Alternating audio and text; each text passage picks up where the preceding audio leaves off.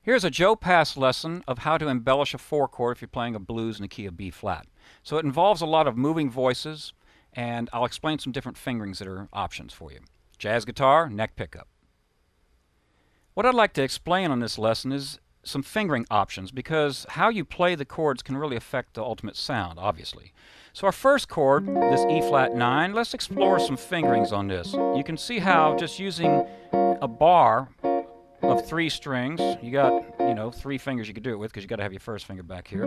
Those are all acceptable fingerings, and they're going to serve you fine for the beginning of this exercise. But I'm going to show you how you'll want to use some different fingerings if you want to get a legato sound. So we have this E flat 9, then we go up to a B flat minor 7. Now what's critical here is not to go, to me it doesn't sound too good. You wouldn't want to hear a pianist play that way. Sustain the other voices as much as possible.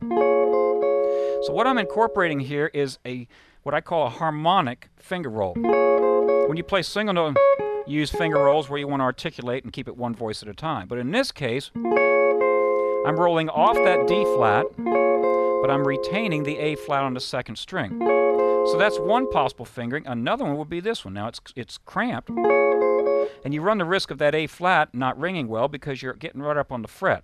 On a classical guitar, you'd have more room, and you could even do this one. It's starting to get kind of awkward. So I find this to be a very beneficial fingering there. Then you're moving up to another B flat minor 7 voicing. All right, so we have B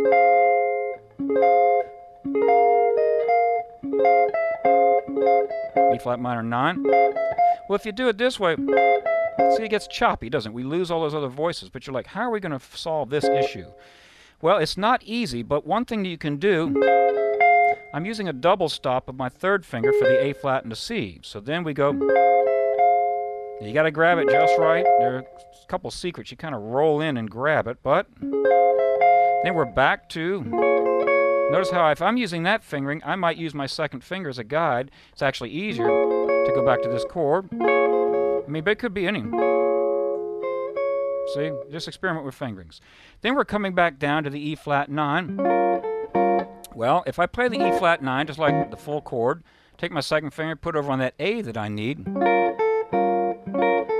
I lose my chord. So in this case, you're going to finger this E flat 9, first finger on the G, third finger on the D flat, first finger on the A, and then your fourth finger is going to play a little bar. You're going to hyperextend it.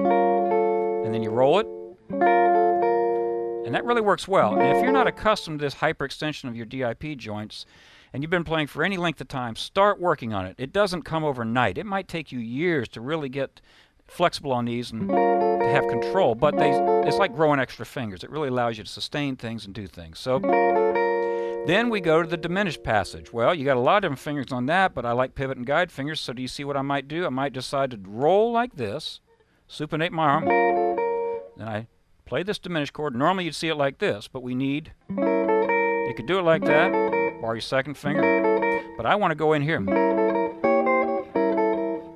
It's a squeeze. You got to really turn your hand, because if you start doing this, then you're on top of the fret since muffled tone.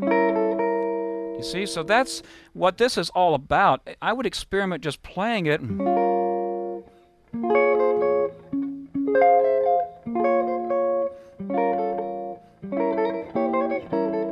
And just work on these connections, getting it to where it sings as much as possible. I was playing it finger style. You could play it with a pick, you go, but I think you'll enjoy it if you play it with your fingers a little bit more.